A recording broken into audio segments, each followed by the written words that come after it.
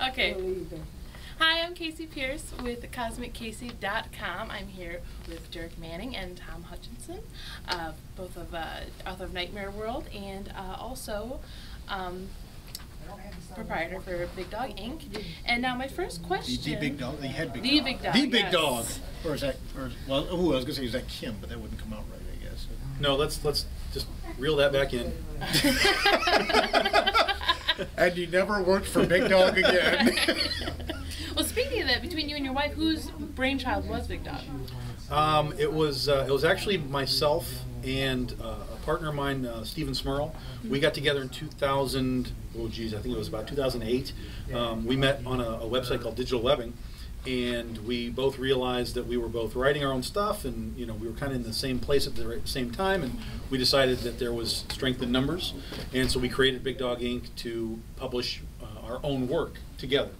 And that was 2008. He does a book called Island Tales, which comes out very sporadically because he doesn't have the deadlines. He kind of just publishes it whenever it's ready. It's not a monthly book, so it's very cool.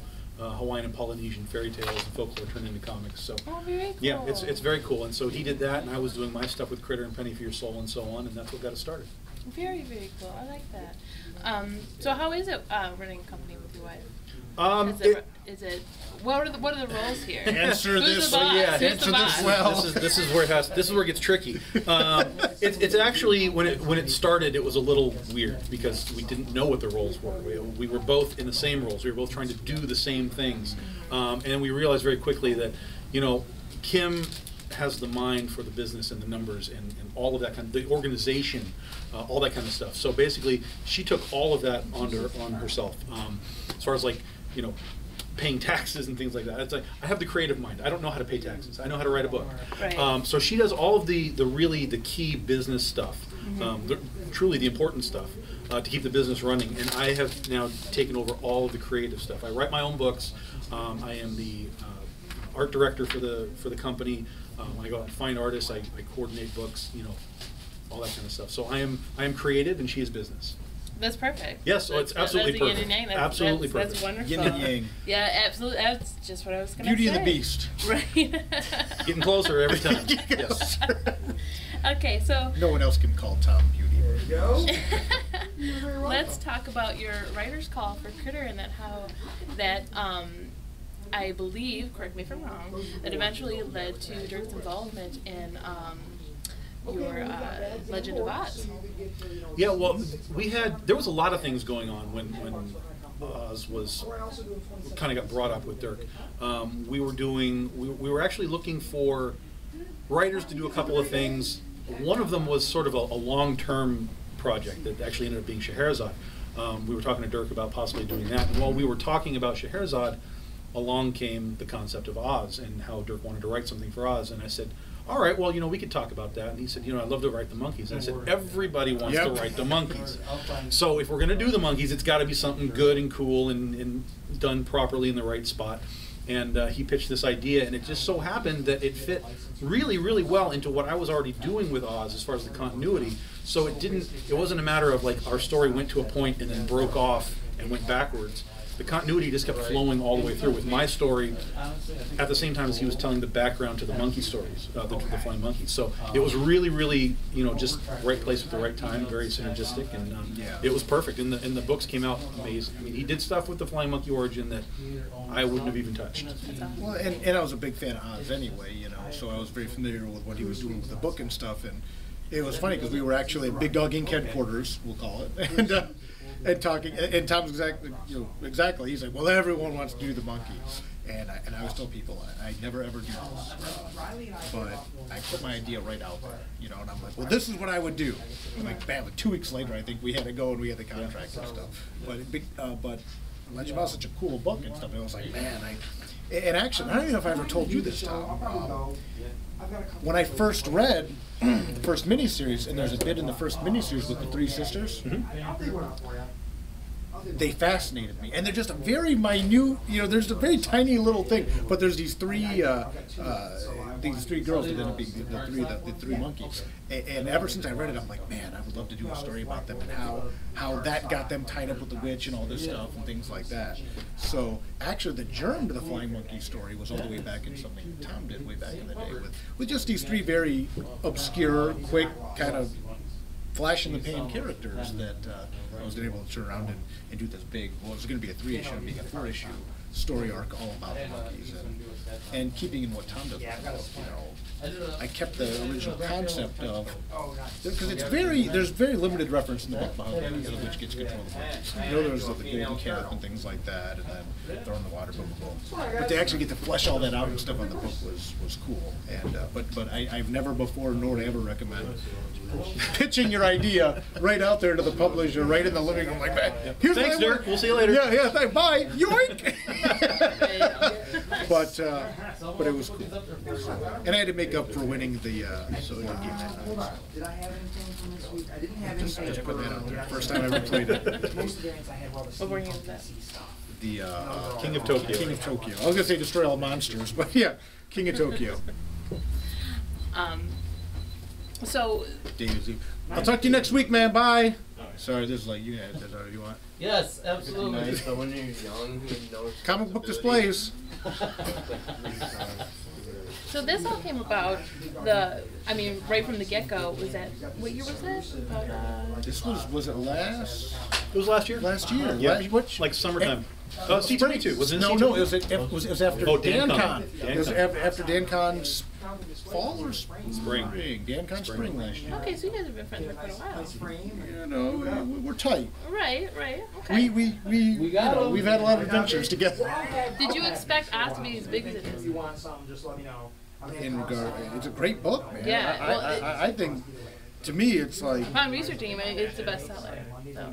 Yeah. I mean, and Tom could speak probably more to this than I can, but Big Dog Inc. does a ton of different books and stuff. And they're really good. I tell everybody, you know, it's like, man, because I had a lot of people that come to me at shows and stuff like, oh, I heard you're doing this book with Big Dog Inc. and stuff like that. I've heard about it, blah, blah, blah. And I'm like, man, listen, I petitioned to write this book. Like Tom said, we were talking about doing a couple other things with shares on things like that. And I said, I want to do this because this is such a cool concept and such a cool book, you know.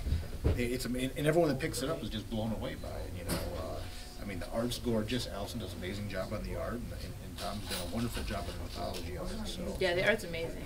Amazing. I mean, you would probably speak more to how, you know, all the fan I mean, everyone I introduced the book to was just as blown away by it. So, I mean, I imagine you have very similar experiences.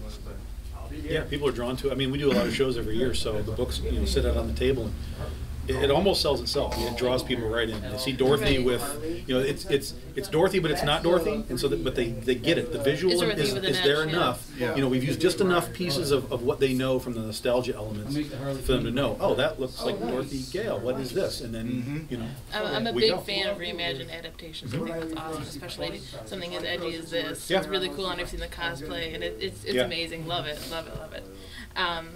So back when I caught up with you in November, you were just talking about, you did a brief introduction to Tales of Mystery.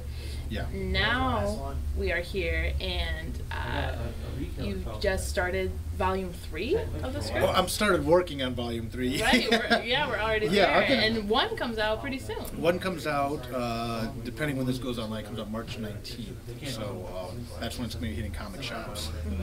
The first issue of Volume 2 is drawn. We're about a third of the way through the second issue. Volume 2 is going to be a 4-issue miniseries called Carmageddon. It's an uplifting tale. And then, I actually started working on Volume 3 already, right now, writing it, because, I mean, just in the groove on it. And someone came in earlier today wearing a Tales of Mystery shirt and stuff like that. They got on Kickstarter. Yeah, it was cool. It's a fun book, man. I've been really jonesed out. Plus, I'm trying to get ahead because I have a new book coming out with Big Dog Inc. I'm writing for Big Dog Inc. and that's going to debut at Wizard World Chicago. Chicago will have the debut. Yeah, That's what, August. And So I got to get ahead because Tom's a taskmaster, you know. I got the contract right here. Oh yeah. So I got to get ahead on Reed because can we talk about that a little bit more? Showing up more expensive than they were Is here. it too early? It's a little early. We'll be making the announcement probably this summer for the entire whole thing. We're still kind of in the beginning processes of it, but it's going to be a cool. It's going to be a cool monster mash type of book, right up Dirk's alley. We're going to be using a lot of characters that Yeah, you can people look at that, but try not to go should all know. over my But wall. again, just like Oz, we're going to be kind of doing our Pull own that thing down, no to problem. it. Okay, so it's gonna To say the least. We're to expect an edgy adaptation. Correct. Yes. Very yeah, cool. Absolutely. Very absolutely. cool. Oh, I love that. I'm very So much I want. This excited. might cover my mouth a little bit. There's so much I want to say. That but it's. Yeah, we're actually have the contract signing here, and like it's gonna be like professional wrestling style. Someone's gonna put someone through the table before it's over. Chris Brown, we're a comics nerd. He doesn't know it yet. We're actually gonna like probably power bomb each other through these tables during the contract. Like we'll be sitting across the table, and like I'll sign and push it across, and he'll sign, we'll stand up, and someone's just gonna body slam some. Maybe we could both body slam Chris Brown through the Okay, table. I like that idea. I think I have enough tape for that. Oh, Yeah. and he's way over there, so he won't know we're talking about. It'll be just like the Gatorade splash. You never That's see it coming. that's right. We'll do like a double choke slam with Brothers Instruction or something. Like, then we can sign the table. That'd be a way to do it too. We like Chris. We like the Chris Brown, but we'll see what happens. And this could go anywhere at this point. But yeah, they're right here. We haven't even signed them yet. They're 2 copies. Well, you heard it here first. Expecting that pretty soon. Yeah, It's going to be a fun book. We'll have the zero issue will debut in August. The actual at the Chicago Comic-Con. It'll actually be in stores in October, and then it's going to be an ongoing series right out of the gate, and that'll be coming in January 2015. That'll be around fanfare time. Yes, absolutely. Oh, awesome. Very cool. Yeah. Well, October for me is always a busy month anyway. So, because mainly with the horror stuff I do anyway. So having the book come out with Big Dog in October is going to be like that's usually when I'm on the road anyway. This last year I did the 15 shows, 15 weeks. So, never. I'd like to say never again, but I don't know. But yeah, so it's going to be. Oh, you had fun, right? It was crazy. I know it was cool. It was fun. Yeah, I mean to be in a position to be able to do that. Yeah, absolutely. So. Oh, that's very cool. Now, in the time that you guys have been friends and working on projects together, you guys have done shows together and signings. Flat tires together. And that's what I was going to lead into. Oh, no. Let's talk about that or some other amusing anecdotes. I love. I didn't good put her up to working this. I promise. I didn't. It's an adventure. That's all it is. It's an It adventure, is, you know. yeah, man. And no adventure is complete without drama. And when we did our show in Baltimore, on the way back, we had some drama in Pennsylvania, And for all I knew, Bigfoot was watching us where we were in the literally the middle of nowhere. I mean, it was. We were in the middle of nowhere. We were at truth be told, I might as well just put it out there. We were squatching. That's what it comes down to. And what better time to squatch than in the middle of Pennsylvania, in the middle of the night, in the middle of one of the worst ice storms to date that the East Coast had ever seen. But who would better be stuck with than one of your best friends? Well, Absolutely. exactly. We literally and figuratively became closer because of that experience, mainly for body heat purposes. And Tom was shirts all the time, so we're on the side of the road. Who's Big Spoon? That's what I want to know. Dirk Manning is always Big Spoon. Oh, okay. All right. He's the big dog of the Big Spoon. X-rated. Oh. So, anyways, with the Yes. style that, I mean, you both seem on the same page with, the edgy adaptations and you work very well together. Where do you draw inspiration from in terms of other writers? Like who your writing inspirations and who are you currently reading right now? Well, my main writing inspiration is very simple, and it's the same answer all the time. To me, comics are all about dialogue, and some of the best dialogue that I've read in comics when I was reading comics, growing up, was Chris Claremont and his X-Men stuff. How he went out of his way to really give every character their own voice in his best ways he could, whether he was trying to give them accents or just ways of talking. I love that stuff, and that is always sort of what I fall back on. Is your dialogue is everything, and I try and give all my characters their own voice whenever possible. As far as what I read right now, honestly, not a lot. I am a trade paperback collector for Invincible. I love what he does with Invincible. I've always been a superhero geek, so superhero. That's fantastic. The superhero book that I do called Critter is very much patterned after some of the things that he does, and to make superheroes fun again, as opposed to all the dark, dreary stuff that comics are now. Teeth clenching everywhere. Right, exactly. Critter's very much a throwback to when I was reading comics like the 70s and 80s. She's a country girl. She's a country girl, yes, absolutely, who gets whisked away to the big city, and all kinds of problems come with that. Basically what we did is we put the learning curve of becoming the superhero back into the story. Nowadays everybody just has powers and they just go, do what they do. So we put a very distinct learning curve of becoming the hero. How do you figure out how your powers work? How what if they get stronger? What if they get weaker? What happens when you're fighting real supervillains as opposed to purse snatchers in a small town? The science fan. Yeah, right, exactly. Yeah. We go through all the entire process, and we basically just took this character, dropped her into this gigantic superhero world, and said, swim, go. It's supposed to feel overwhelming for her. It's supposed to feel a little overwhelming for the readers, and so far, it's been great. People have really taken to her, and so the combination there of Chris Claremont and Invincible, put it together, you get Critter. How about that? Yeah, and it's a fun book too. But like you said, I mean, it gets a little bit dark at times, like the whole high tide story and stuff. Mm-hmm. I were talking a minute ago. Actually, the first thing I did with Big Dog Inc. was a story in the Critter annual that was part of the high tide thing, and I didn't write Critter or one of the other characters, but yeah, I love that book, man, because it's a throwback. It's fun, and it is, and it's like,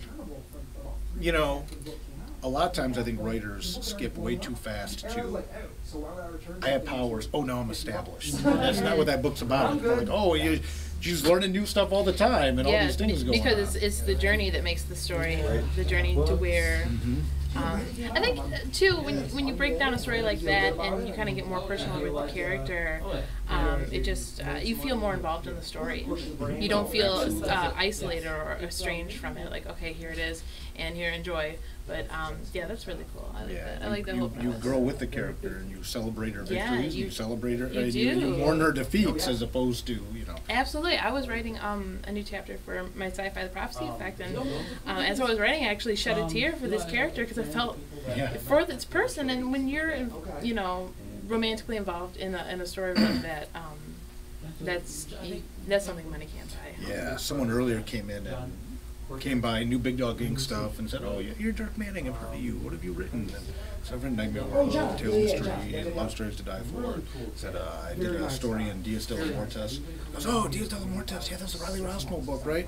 Like, yeah. He goes, "You did a story in that?" I'm like, yeah. He goes, "Which one?" I said, "I wrote Temas Angels Mio."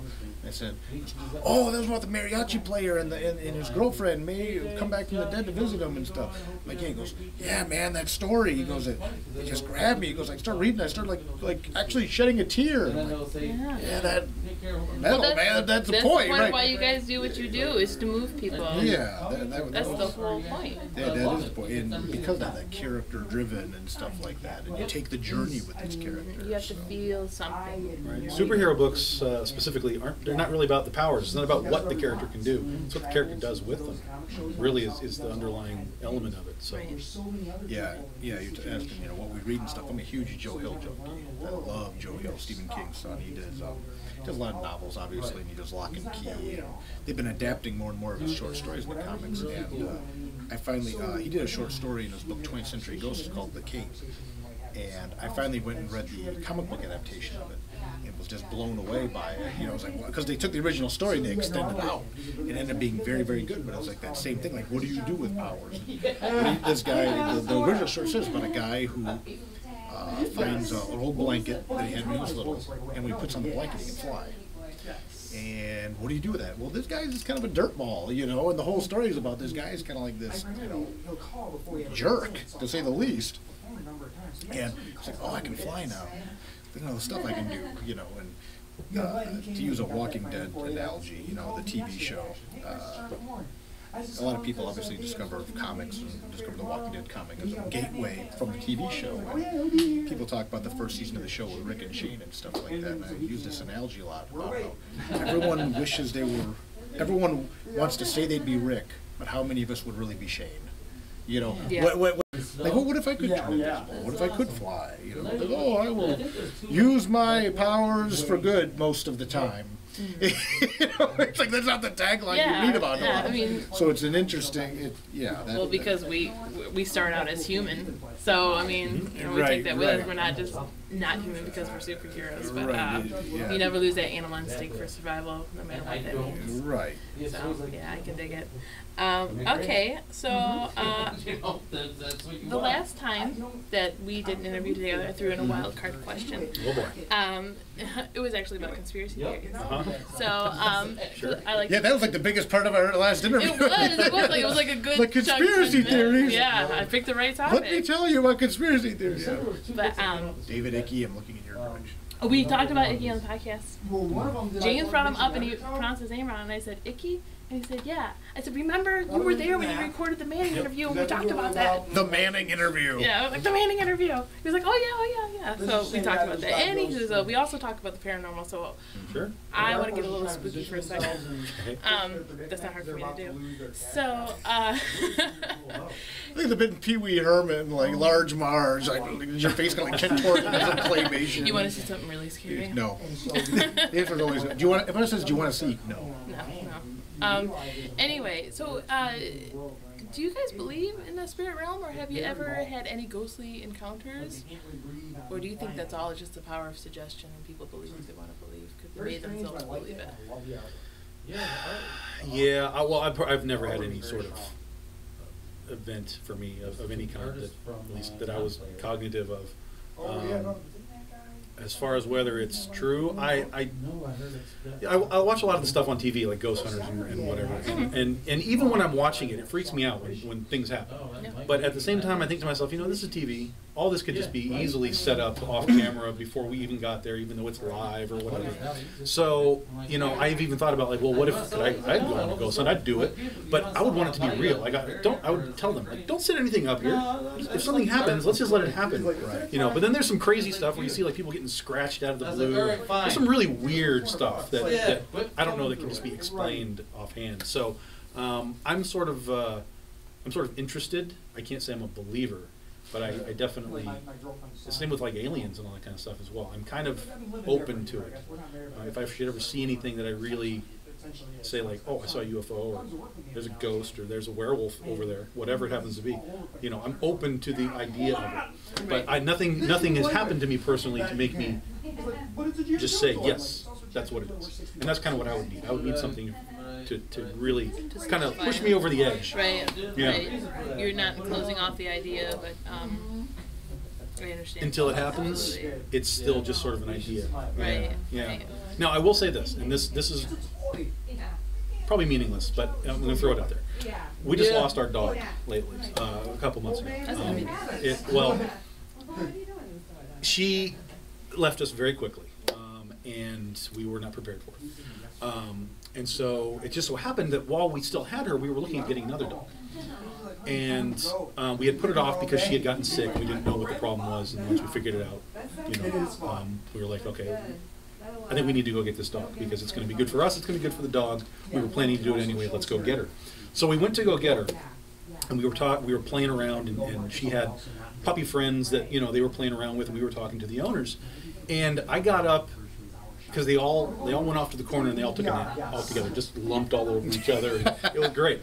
And so I went over to go take a picture. What kind of dog is this? This is a Mastiff. Right, Mastiff. so the Mastiff puppy. That's right, and they're just all floppy and all over the place. And so I went over and I took my phone and I went to go take a picture of them. And I took a picture, and when I looked at it, and everything looked fine, and I took the picture, and when I looked at it, it looked like one of those pictures that you see on the Ghost Hunters where you have like the white lights and stuff. There was like a white streak going through it. Like one of these little white ball things. I'll show it. It's on my phone. I'll show it to you. Yeah, like an orb. It was like an orb, and I was like, "What in the world was that?" And when I showed that to Kim, she was like, her immediate reaction, because she kind of gets into this stuff a little more seriously. She was like, "Is that justice? Was that her saying you're good to go?" What a beautiful you know what I mean? Thought, though. It is. It is, and that's exactly what I thought too, because I'd seen the orbs before, and I was like, "That is bizarre." That was really weird, because then I just took another picture and it was fine. I mean, there was no problem. There was no glare. There was nothing. It was just that picture, zap. Next picture, perfect, fine. And And so that, you know, we both kind of smiled. And we were kind of like, all right, you know, maybe something's there. So that was kind of cool. Aw, that's really sweet. Yeah. I like that. It's very nice. I like to think that it is. Yeah, yeah. I like to do that. I think it feels comforting to a degree. I mean, if you think about it, like, okay, if we die, we become an orb. That's weird. But you know, you don't know where that orb or vision or whatever it is. You don't know how it's really existing or perceiving reality. So it may look kind of freaky and weird to us, but to it, you know, it may be perfectly happy floating around through the ether or whatever. We're all forms of energy. Mhm. And so when we die, we just become another form Another of form of energy. energy, right. And we don't know what that energy looks like, and perhaps that's it. Correct, right, You yeah, know? absolutely. All matter can't be created or destroyed. You know, Right. there's the soul of matter. Blah, blah, blah. Mhm. As much as I love horror and as much as I get into that stuff, I've always said I don't believe in ghosts. I don't believe in ghosts. And it's a position I still hold. However, a number of years ago I went to New Orleans and decided I want a ghost tour. Well, this is cool, man. You know, I'm in New Orleans, might as well go on a ghost tour.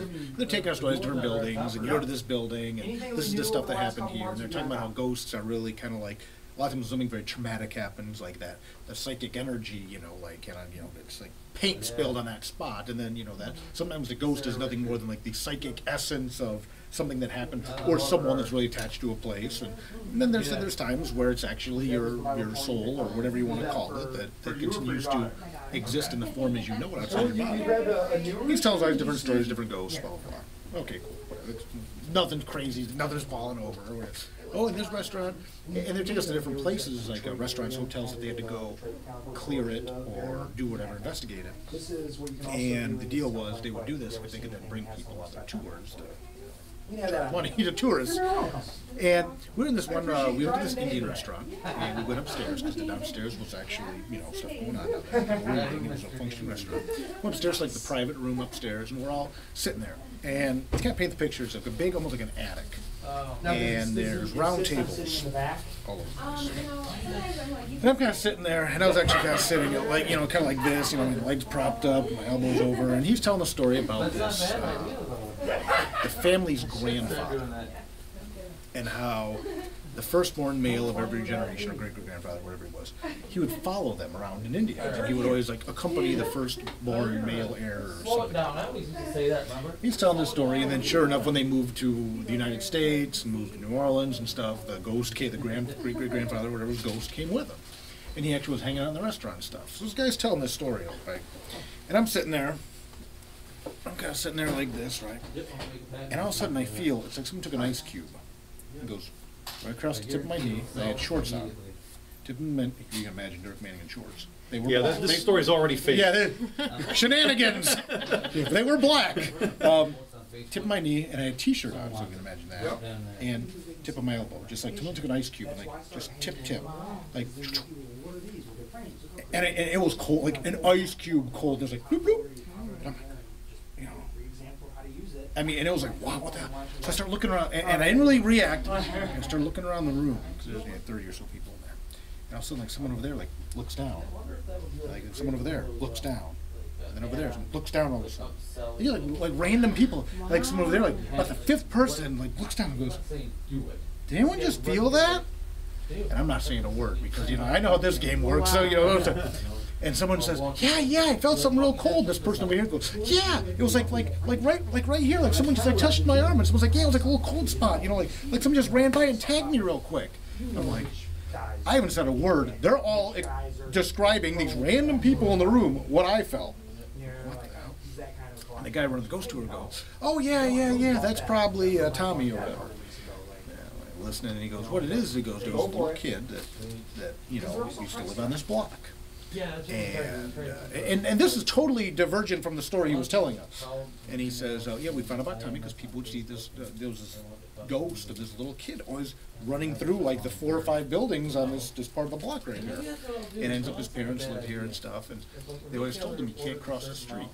So the ghost, apparently this little kid, still like runs around in like these 4 or 5 buildings. And he's telling all this stuff, and he goes, well, the thing with Tommy is he likes to play tag. And he tends to run through and just Sorry, but you know. And after you make the ones that I do. Now he tells this story, and immediately, and I'm like, I know, I felt the cold on my bone. I mean, it wasn't like like an ice cube went right through, just a tip. Quite literally bone chilling. Like yeah, literally, it was like someone just ran an ice cube over like my bone of my elbow and my knee. So immediately I'm like skeptic when I'm like looking around. I'm like, okay, well, there's a wind, you know, there's a thing over there, and there's a fan. The fan's like barely even moving. No.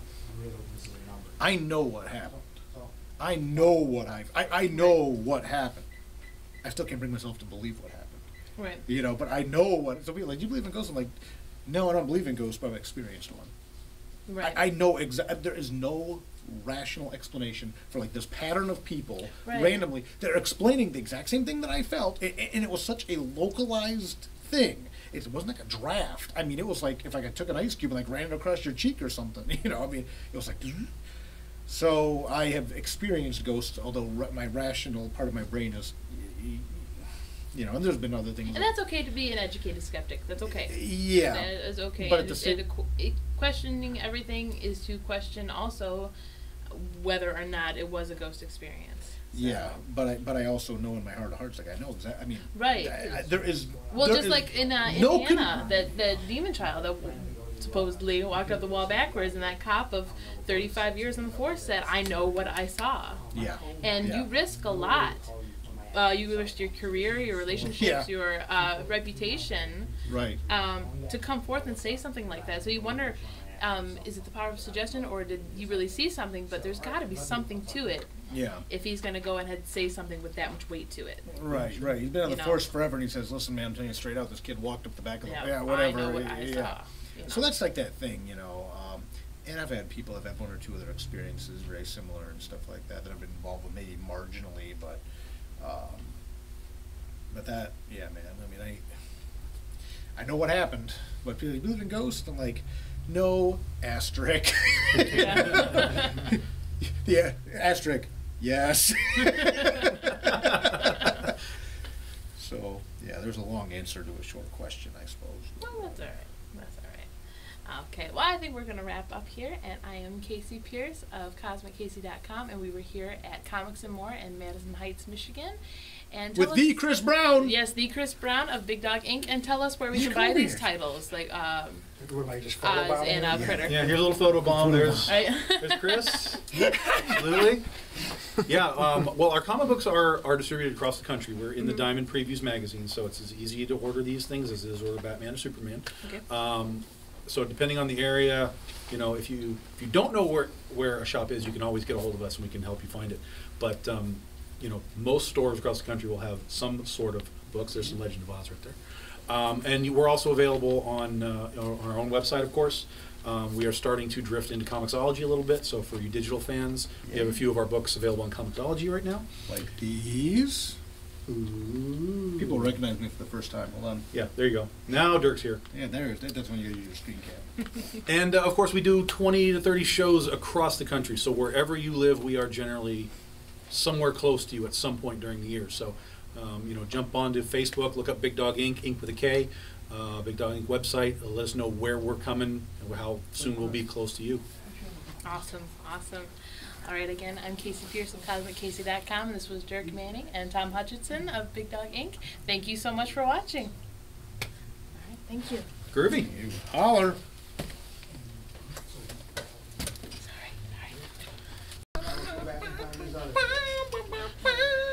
I'm leaving that in. I like the bonus at the end. Bow, ba cha bow wow. I don't have What? one. Thanks so much. I'm fine together. Okay. Hello, I'm Kat. It's your call, so there it is. We'll Alright, figure that out. Stop. Take two. Take two. Players may position themselves on. Am I off the screen? I don't know.